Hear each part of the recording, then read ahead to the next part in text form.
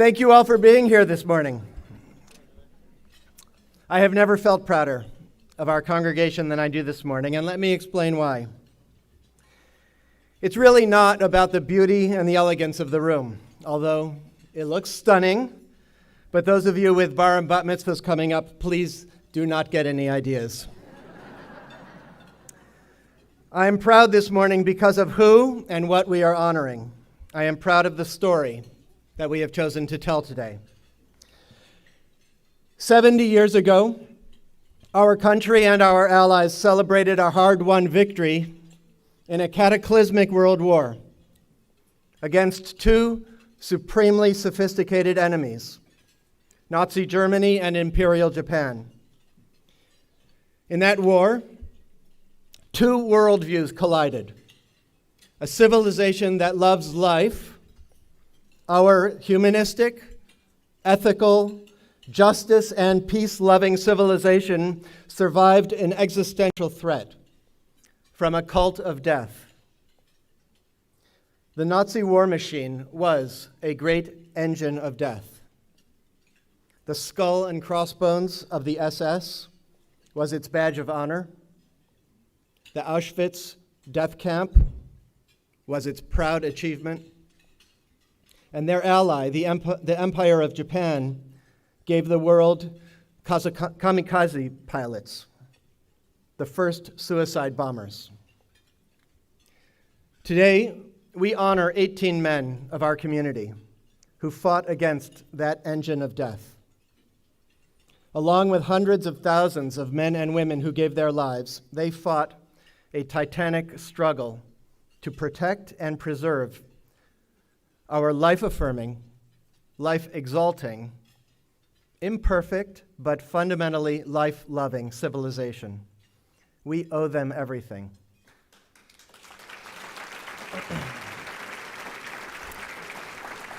So today we give them thanks.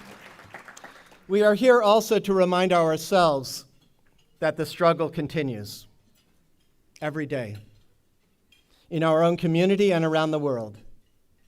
The lovers of death are still at work. Nazi Germany and Imperial Japan have left the world stage, but they have been replaced by others, equally in love with violence and equally enamored of human sacrifice. Paris, the night before last, was just the latest example. The lovers of death are still hard at work.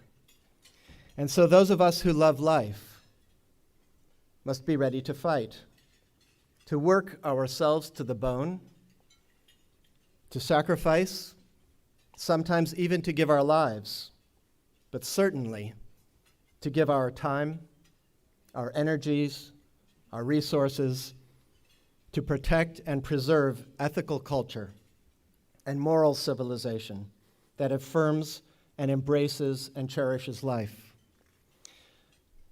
This place, this community, this congregation exists for only one purpose. We are a Jewish community dedicated to that struggle. With weapons of the Spirit, song, as you just saw, and learning, courage and love, humor, compassion, and prayer, with these mighty weapons of the Spirit, we are carrying on the same struggle that these men fought on the battlefield 70 years ago. We are educating a new generation of children and creating a community able and willing to work hard, inspired with hope and optimism for a victory of good over evil, of life over death. We are not afraid of death, but we passionately love life. We teach an old Jewish teaching. A person who destroys a single life has destroyed the entire world, but one who saves a single life is as though he or she had saved the entire world. It's a good statement. We care for the needy. We feed the hungry. We helped our friends in Gisenyi, Rwanda, build a school for their children. We put solar panels on our roof to reduce our impact on our living world of air and water. We shout l'chaim, to life, before drinking our Shabbat wine. We raise money in multiples of 18, which has the numerical value of life. And we break every Jewish rule in the book, if necessary, to save a person's life. We are not afraid of death, but we are passionately in love with life.